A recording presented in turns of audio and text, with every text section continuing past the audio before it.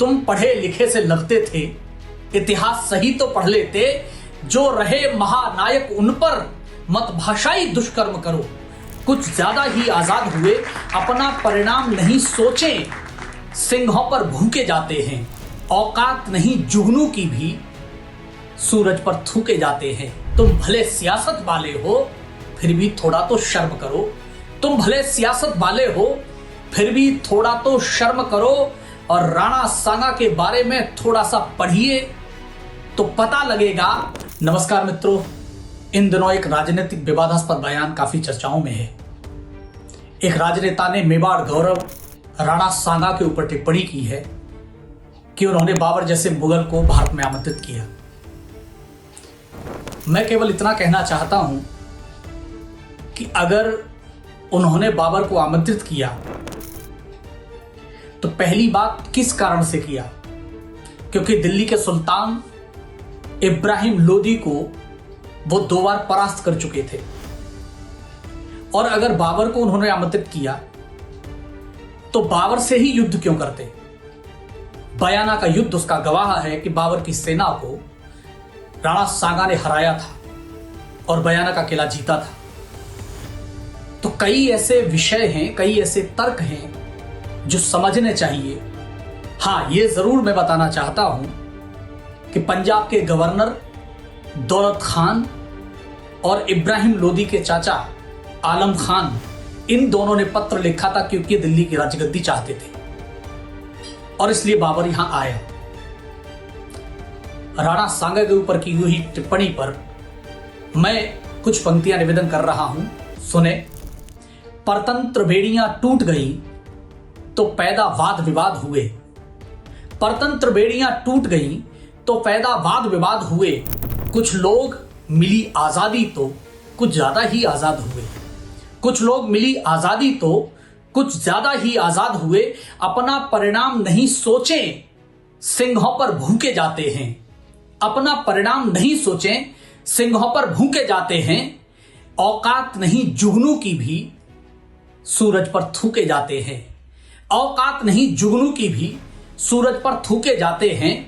इब्राहिम लोदी के विरुद्ध किसने षड्यंत्र रचाया था? इब्राहिम लोदी के विरुद्ध किसने षड्यंत्र रचाया था? दौलत खान, खान आलम जो बाबर यहां बुलाया था दौलत खान, खान आलम जो बाबर यहां बुलाया था। पर तुम्हें सियासत करनी है, जो मुंह में है गाते जाओ। पर तुम्हें सियासत करनी है, जो मुंह में है गाते जाओ। योद्धाओं पर कीचड़ फेंको, कुछ हिंसा भड़काते जाओ। योद्धाओं पर कीचड़ फेंको, कुछ हिंसा भड़काते जाओ। इस कीचड़ से ऊपर उठकर थोड़ा तो सीढ़ी चढ़ लेते। तुम पढ़े लिखे से लगते थे, इतिहास सही तो पढ़ लेते। जो रहे महानायक उन पर मत भाषाई दुष्कर्म करो। जो रहे महानायक उन पर मत भाषाई दुष्कर्म करो। तुम भले सियासत वाले हो, फिर भी थोड़ा तो शर्म करो। तुम भले सियासत वाले हो, फिर भी थोड़ा तो शर्म करो। और राणा सांगा के बारे में थोड़ा सा पढ़िए तो पता लगेगा। जिनके संघर्षों का साक्षी ये सूरज स्वयं गगन में है। जिसके संघर्षों का साक्षी ये सूरज स्वयं गगन में है। जिस योद्धा का विकराल रूप रेगिस्तानी दर्पण में है। जिस योद्धा का विकराल रूप रेगिस्तानी दर्पण में है। जिनके खुद शौर्य तपन से ही अंगारे जलना सीखे थे।